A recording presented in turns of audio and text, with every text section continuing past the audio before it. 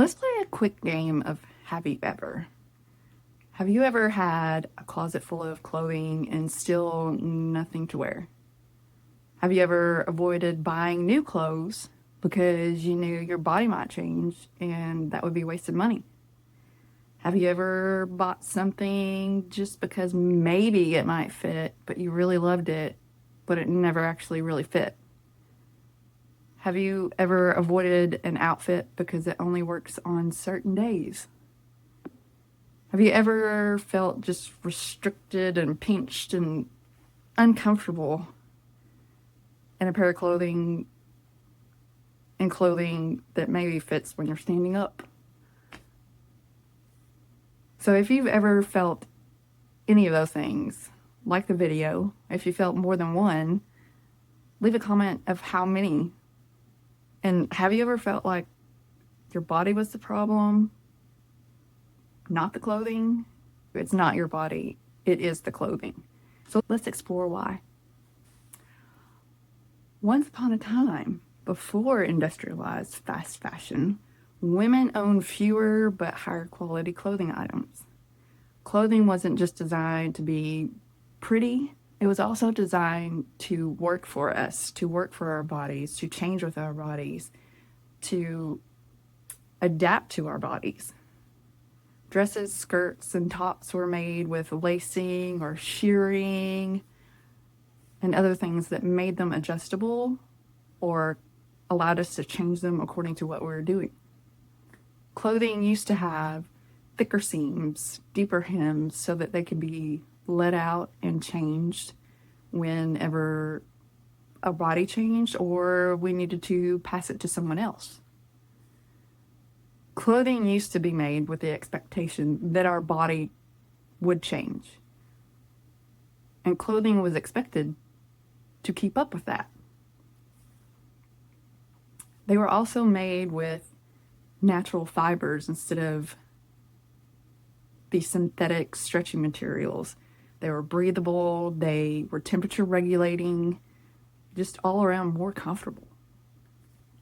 And clothing was chosen and made for longevity, not necessarily trendiness.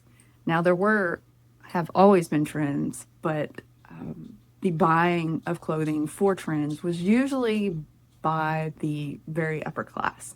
Clothing began to be made industrially by larger businesses instead of, say, family members or a local dressmaker, and they wanted to keep making money, so they make it out of synthetic fibers. They make it to where it's not necessarily going to always fit.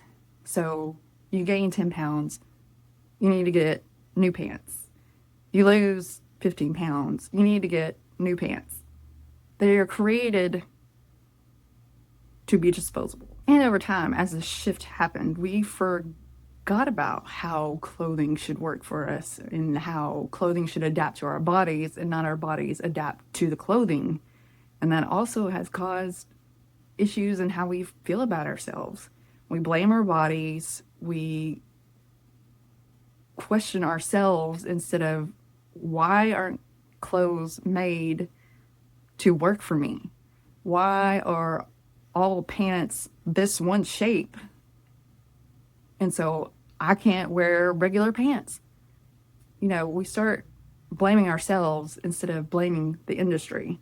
And I think that is a terrible thing. And at the same time, trends are more dictated by what can make fashion companies more money. Styles and trends cycle so quickly because it makes clothing more disposable and you have to buy the newest style. I think people are starting to realize, this is very wasteful. I hate that I buy a shirt and 6 months later it's falling apart or I just don't fit into it anymore.